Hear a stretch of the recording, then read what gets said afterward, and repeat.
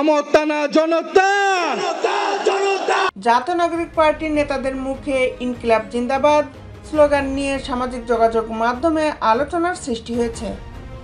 দলীয় আত্মপ্রকাশ অনুষ্ঠানে এই স্লোগান অনেক নেতা ব্যবহার করায় কৌতূহল তৈরি হয়েছে যে স্লোগানটি দলীয় স্লোগান কিনা।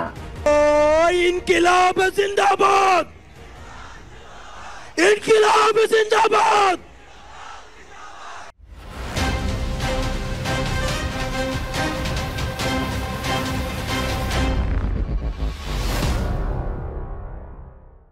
বিস্তারিত নিয়ে আপনাদের সাথে আছি আমি শামিমা সুলতানা, জাস্টিস টেলিভিশন। নতুন রাজনৈতিক দল জাতীয় নাগরিক পার্টির আত্মপ্রকাশ অনুষ্ঠানে দলের প্রায় সব শীর্ষ নেতা কর্মীরা বক্তব্য রীতি টেনেছেন ইনকিলাব জিন্দাবাদ স্লোগানটি দিয়ে। দল গঠনের আগে বৈষম্য বিরোধী ছাত্র আন্দোলনের নেতারা এবং জাতীয় নাগরিক কমিটির গুরুত্বপূর্ণ সদস্যদের অনেকে ইনকিলাব জিন্দাবাদ স্লোগানটি ব্যবহার করতেন। গত 28 ফেব্রুয়ারি নতুন দলের আত্মপ্রকাশ অনুষ্ঠানে একই স্লোগান অনেক নেতা ব্যবহার করায় কৌতূহল তৈরি হয়েছে যে স্লোগানটি কি জাতীয় নাগরিক পার্টির দলীয় স্লোগান হিসাবে গ্রহণ করবে কিনা। ইনকিলাব জিন্দাবাদ, ইনকিলাব জিন্দাবাদ। আপনাদের সাথে দেখা হবে আমাদের। সে প্রশ্নের আগে জেনে নেওয়া যাক ইনকিলাব জিন্দাবাদ স্লোগানটি কোথা থেকে এলো। প্রখ্যাত ভারতীয় ইতিহাসবিদ ইরফান হাবিবের এক লেখায় উঠে এসেছে এই স্লোগানের অদ্যোপান্ত।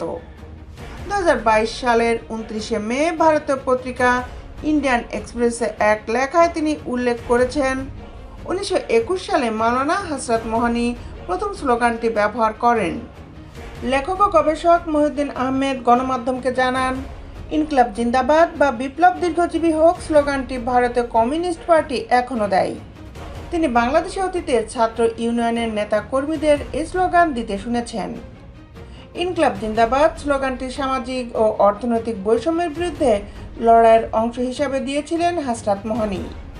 ইরফান হাবিবের লেখায় দেখা যাচ্ছে 1929 সালে আদালতে দেওয়া এক জবানবন্দিতে ভগৎ সিং বলেন, ইনকিলাব বা বিপ্লব বোমা বা পিস্তলের সংস্কৃতি নয়।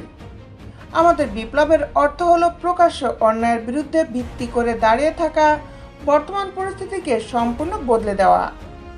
দেশের স্বৈরাচারী আওয়ামী লীগ সরকারের বিরুদ্ধে গত জুলাইয়ে যখন ছাত্র জনতার আন্দোলন তীব্র হয়ে ওঠে তখন তরুণদের অনেকেই ইনকিলাব জিন্দাবাদ স্লোগানটি ব্যবহার করেন।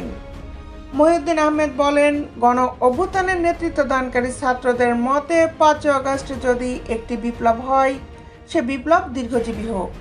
সেই অর্থে এই স্লোগান ঠিক আছে। তিনি বলেন, জাসদ একসময় স্লোগান দিত বাংলার মেহনতি মানুষের জয় হোক, বিপ্লব দীর্ঘজীবী হোক। বিএনপি প্রতিষ্ঠিত হওয়ার পর বিএনপি দেয় বাংলাদেশ জিন্দাবাদ স্লোগান। এখন এরা ইনকিলাব জিন্দাবাদ স্লোগান দিচ্ছে, তো সেটা দেখা যাক। দেশ বিদেশের আপডেট নিউজ পেতে আমাদের সাথেই থাকুন। Justice television, Dhaka.